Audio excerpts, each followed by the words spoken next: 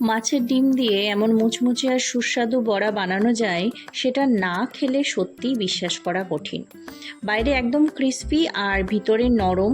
গরম ভাতের সঙ্গে হোক কিংবা বিকেলে চায়ের আড্ডাতে এই মাছের ডিমের বড়া অসাধারণ লাগে।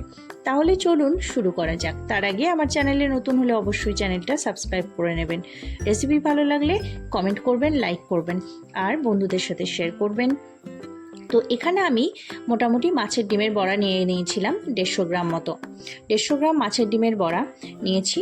এটা বাজার থেকে সাধারণত মাছের যেখানে মাছ বিক্রি হয় সেই সমস্ত বাজারে গেলে খুব সহজেই এই মাছের ডিম পাওয়া যায়। আর এই সময়টায় মাছের ডিমটা বেশ ভালোই লাগে খেতে, আর বাজারে বেশ পাওয়াই যায় ভালো মতো। তো যাই হোক, এখানে আমি 150 গ্রাম মাছের ডিম নিয়ে নিয়েছিলাম। মাছের ডিম নেওয়ার পরে এখানে আমি যে সমস্ত উপকরণগুলো একে একে ব্যবহার করেছি সেগুলো হলো পেঁয়াজ কুচি ব্যবহার করেছি।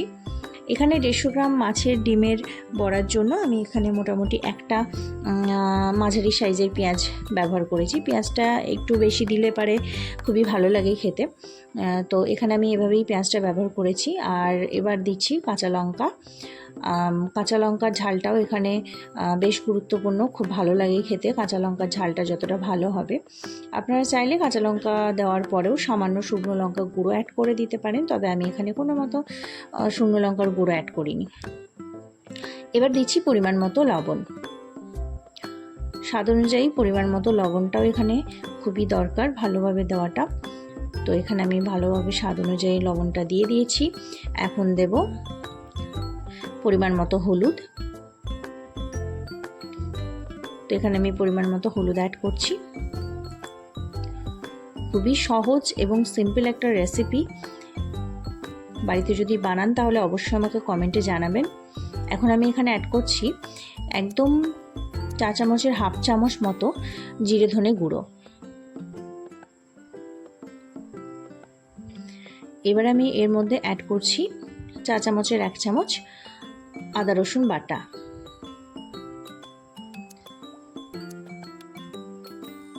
এবার এটাকে একটু হাতে করে ভালো করে মেখে নেব।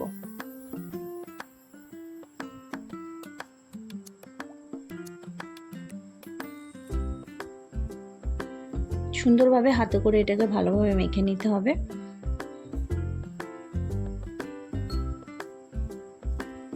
সমস্ত মশলা পেঁয়াজ সবকিছুর সাথে খুব ভালো করে মেখে নিলে তবেই এর টেস্টটা ভালো মতো আসবে।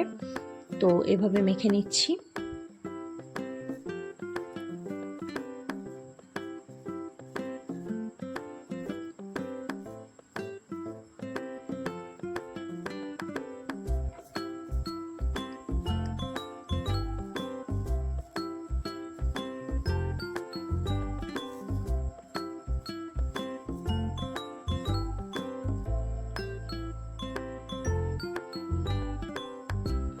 তো এখানে আমার মাখাটা কমপ্লিট হলো।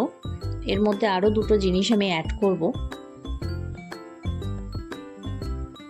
এখানে আমি এখন দেব 1 চামচ মতো বেসন, যেটা বাইন্ডিংয়ের জন্য, এবং হাফ চামচ মতো এখানে দিচ্ছি চাল গুঁড়ো।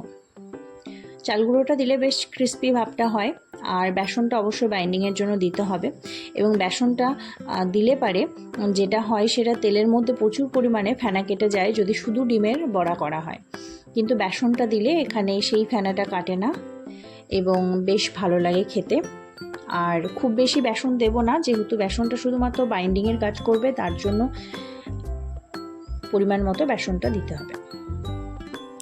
তো এই যে এবার আমি গ্যাসে কড়াই চাপিয়ে দিয়েছি। এবার কড়াইয়ের তেলটা অলরেডি গরম হয়ে গেছে। এখন আমি অল্প অল্প করে নিয়ে হাতে করে করে এভাবে আমি তেলের ওপরে দিয়ে দিচ্ছি। আপনারা চাইলে এখানে একটা ছোট চামচ ব্যবহার করতে পারেন, তার সাহায্যেও দিয়ে দিতে পারেন, তবে আমি এখানে হাতে করেই দিচ্ছি। খুব বেশি মোটা করা যাবে না মাছের ডিমের বড়াগুলো, কারণ মাছের ডিমের বড়াগুলো যদি খুব বেশি মোটা করে আপনি ভাজতে চান তাহলে বড়াগুলো সিদ্ধ হবে না। এপিটোপিট রং চলে আসবে, ভাজা হয়ে যাবে, কিন্তু ভিতরটা সিদ্ধ হবে না। তো তার জন্য এক পিঠ এই যে আমি হয়ে যাওয়ার পরে আমি অন্য পিঠটা উল্টে এটাকে একটু ভালো করে খুন্তি দিয়ে চেপে চেপে দিচ্ছি, যাতে ওই পিঠটাও খুব ভালোভাবে হয়ে যায়। দুটো পিঠ খুব সুন্দর করে গোল্ডেন ব্রাউন কালার করে ভেজে নেব।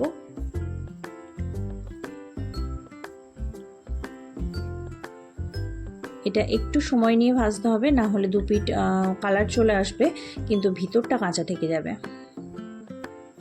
আপনারা চাইলে এটা ঢাকা দিয়েও ভাজতে পারেন।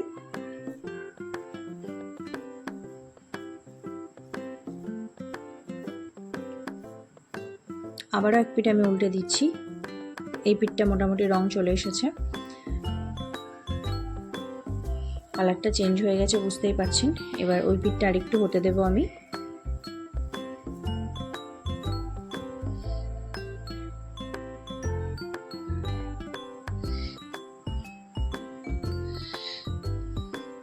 তো এই যে এই মাছের ডিমের বড়াগুলো হয়ে গেছে, এবার আমি তুলে নিচ্ছি। আপনাদের বাড়িতেও যদি মাছের ডিম দিয়ে এইভাবে বড়া তৈরি করেন তাহলে কমেন্ট করতে ভুলবেন না। আজকের রেসিপি যদি আপনাদের ভালো লেগে থাকে তাহলে অবশ্যই কমেন্ট করবেন, একটা লাইক করবেন, বেশি বেশি করে বন্ধুবান্ধবদের সাথে শেয়ার করবেন এবং আমার চ্যানেলটা সাবস্ক্রাইব করতে একদমই ভুলবেন না এরকম সহজ সহজ রেসিপি পেতে। চ্যানেল সাবস্ক্রাইব করে রাখলে অবশ্যই নোটিফিকেশনগুলো আপনাদের কাছে সহজে চলে যাবে এবং এরকম সিম্পল কিছু রেসিপি আপনারা দেখতে পারবেন।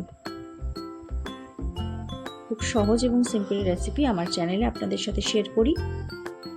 তো আজকের মতো টাটা, ফিরে আসবো নতুন কোনো রেসিপির সাথে। ততক্ষণের জন্য সবাই সুস্থ থাকবেন, ভালো থাকবেন এবং বাকি বড়াগুলো আমি এভাবেই ভেজে নেব।